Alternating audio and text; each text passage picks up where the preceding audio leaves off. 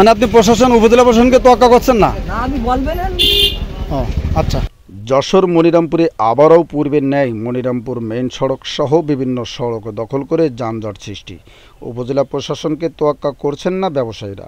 তহিদুল ইসলামের ডেস্ক রিপোর্টে বিস্তারিত। মনিরামপুরে যানজট নিরসনের লক্ষ্যে উপজেলা প্রশাসন, রাজনৈতিক দল, পৌরসভার উদ্যোগে যৌথ অভিযানে সড়ক দখল করে যানজট নিরসনের কঠোর অবস্থান নিয়ে উচ্ছেদ অভিযান করলেও আবারও পূর্বের ন্যায় ফিরেছে মেন সড়ক সহ সবজিপটি। সরজমিন যেয়ে দেখা যায় সবজিপটি সহ কয়েকটি মুদি ব্যবসায়ীরা আবারও সড়কের ধারে মালামাল রেখেই যানজট সৃষ্টি করে চলেছেন। এদিকে মালামাল রাখায় সংবাদ সংগ্রহে গেলে গণমাধ্যম কর্মী ও উপজেলা প্রশাসনকে তোয়াক্কা না করেই ভিন্ন মন্তব্য করেন ব্যবসায়ীরা। এছাড়াও মেন সড়কের ধারে আবারও পূর্বের ন্যায় সড়ক দখল করে যানজট সৃষ্টি করতে দেখা যাচ্ছে। রাজগঞ্জ মোড় পূরবী সিনেমা হলের সামনে বাস দাঁড়াতে নিষিদ্ধ করলেও নিয়মিত যানজট সৃষ্টি করে চলেছেন। মনিরামপুর বাজারে অবৈধভাবে সড়ক দখল করে যানজট সৃষ্টি করায় উপজেলা প্রশাসন, থানা প্রশাসন, রাজনৈতিক নেতৃবৃন্দ ও পৌরসভার হস্তক্ষেপে অবৈধভাবে সড়ক দখলদারি উচ্ছেদ করে মুক্ত করা হয়। সাধারণ মানুষ বেশ কয়েকটি দিন যানজট না থাকায় প্রশংসায় ছিলেন প্রশাসন সহ রাজনৈতিক দলগুলা। কিন্তু বর্তমানে আবারও সড়কের ধারে যানজট সৃষ্টি করায় সাধারণ মানুষের মাঝে দেখা দিয়েছে হতাশা। সাধারণ মানুষ জানায় প্রশাসনকে তোয়াক্কা না করেই সড়ক দখল করে যানজট সৃষ্টি করে চলেছেন বিভিন্ন ব্যবসায়ীরা।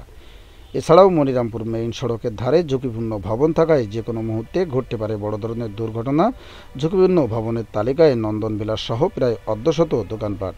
সড়কের ধারে নন্দন ব্রাদার্স সোজালাভ স্টোর সহ বেশ কয়েকটি দোকানিরা রাখছেন বিষকারক পদার্থ, গ্যাস সিলিন্ডার। যে কোনো মুহূর্তে ঘটতে পারে বড় ধরনের দুর্ঘটনা, এমনটাই মন্তব্য করেন সুশীল সমাজ। এদিকে কয়েক বছর যাবৎ সড়ক বড়করণের দাবি তুলে মানববন্ধন সহ স্বরলিপি দিলেও রাজনৈতিক প্রভাবে সড়কের মাঝের অংশ 800 মিটার সড়ক বড় হয়নি। বিস্তারিত ভিডিও চিত্রে।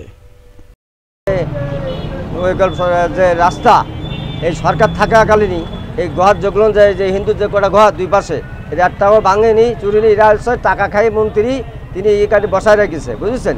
আর এখন বর্তমান যানজটে এই প্রশাসন থেকে টিওনো থেকে আমরা যে গতবারে যে আপনার যে রাস্তা ক্লিয়ার করলাম, যার মাল তার ঘরে ঘরে উঠিয়ে এবং রাস্তা ক্লিয়ার করে সরঞ্জামের সব রাস্তা ক্লিয়ার করলাম। তো এই টিওনো সাহেবের নিয়ে থানা প্রশাসন নিয়ে রাস্তাটা আমার জঞ্জাট ক্লিয়ার করতে হবে আমাদের।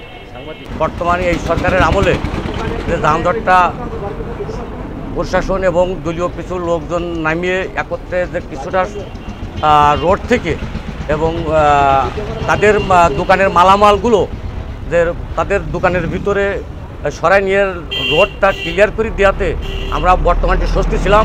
কিন্তু আমি আরেকবারও মানে প্রশাসনের কাছে এবং আমার দলীয় বা আমাদের এই বর্তমান সরকারের কাছে আমি হস্তক্ষেপ কামনা করি, যদি আমরা আরেকটু যদি একত্রিতভাবে যদি রোড সাইড বা বিভিন্ন অলিগলিতে আরেকটু দেখাশুনো করি ঠিক মতন, তাহলে আমরা আরেকটু যানজটটা নিরসন হতে পারি। এবং আজকে আমি ব্যক্তিগতভাবে দেখতে পাচ্ছি যে আবার পূর্বের ন্যায় আবার সেই যানজট সেই সৃষ্টি করতেছে যারা। তাহলে সামনে এখনো মাল রাখছেন কেন? এই যে রাস্তার সাইডে এই যে বস্তাগুলো আমরা নিয়ে যাবো, খরিদ্দারে নিয়ে যাবে। এখানে গাড়ি আসলে আপনি মাল লোড দিয়ে দেবেন ভিতর থেকে এনে। রাস্তার সাইডে এইভাবে কেন? আমি এখান থেকে আধা ঘন্টা আগেও গেছি, ওইখানে মাল। কালকে রাত্রে আসছে ওখানে মাল। হ্যাঁ, কালকেরাও ওখানে মাল রাখা ছিল। ভিড় থাকা লাগবে না, ওখানে মাল রাখা যাবে না তো। হ্যাঁ, মানে আপনি প্রশাসন, উপজেলা প্রশাসনকে তোয়াক্কা করছেন না? না, আমি বলবেন। ও আচ্ছা।